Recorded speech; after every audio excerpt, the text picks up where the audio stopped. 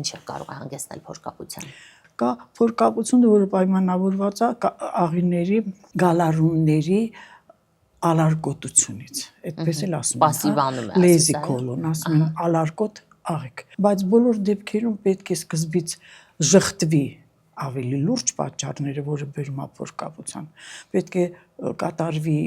հաստաղու հետազոտություն, կոլոնոսկոպիա, պետք է պարզվի, այնտեղ մենք պոլիպ կարող ունենանք, գերաճ կարող ենք ուռուցք ունենալ, կարող ենք որոշ ուրիշ բորբոքումներ, դիվերտիկուլ եւ այլն, եթե այդ բոլորը ժխտվում է եւ մնում է միայն ֆունկցիոնալ գրգռված հաստաղու համախտանիշը կամ ալարկոտ աղին, այստեղ պետք է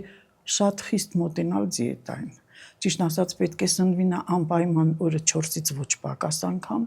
մեզ մոտ ընդունված է 2 անգամ կամ 1 անգամ նույնիսկ, դա սխալ է, աղին չի հասցնում այդ բոլորը կատարել, պետք է փոքր չափաբաժիններով եւ հաճախ, եւ պետք է սնվել այն սննդում, որտեղ կա շատ բջջանք, որոնք ստիպում են, որ աղիքի գալարումները ավելի ակտիվ լինեն։